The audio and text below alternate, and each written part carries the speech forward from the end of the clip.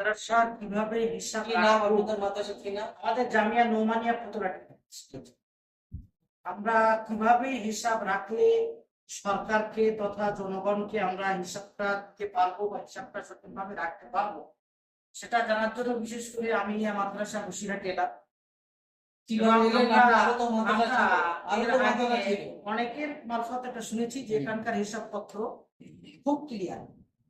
তো সেই বিশ্বাস নিয়ে এসে যেভাবে দেখলাম খুবই ভালো লাগলো, এবং এইভাবে হিসাব রাখা কোনো প্রতিষ্ঠানের জন্য খুব কঠিন সাধ্য ব্যাপার। তবু আপনারা হিসাব রেখেছেন, এবং মাদ্রাসা যেমন জায়গায় এর অবস্থান স্থল আর যেভাবে কমিটি করে সেখানে এইভাবে হিসাব না রাখলে প্রতিষ্ঠান বাঁচানো যাবে না। সেজন্য আপনারা রেখেছেন, তার জন্য বহু ধন্যবাদ। আমরা এই অনুযায়ী ঠিক এইরকম প্রতিষ্ঠান রাখার চেষ্টা করি।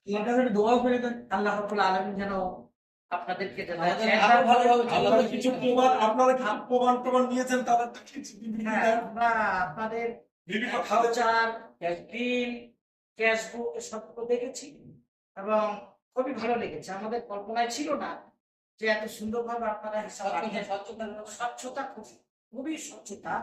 প্রত্যেকটা পয়সা এখানে হিসাব সহ রাখা হচ্ছে। ধরুন আমি নিজে 100 টাকা দিয়ে কিছু বিল কাটলাম, কিভাবে বিলগুলো সংরক্ষণ করা হয় তার দৃষ্টান্ত স্বরূপ কিছু বিলও নিলাম। সবগুলোই আলহামদুলিল্লাহ দেখলাম আমাদের কল্পনার বাইরে পরিষ্কার রাখা হয়েছে। আমরা ঠিক এটাকে ফলো করার চেষ্টা করব। যদিও আমাদের প্রতিষ্ঠান এ পর্যন্ত হিসাব ক্লিয়ার রেখেছে, কিন্তু আমরা এই সিস্টেমে রাখতে পারিনি। এবার এর মধ্য থেকে যতটা সম্ভব হয় আমরা আমল করার চেষ্টা করবো, বাস্তবায়ন করার চেষ্টা করবো। আল্লাহ রাব্বুল আলামিন আমাদের সকলকে স্বচ্ছভাবে সমাজের খেদমত করার তৌফিক দান করুন।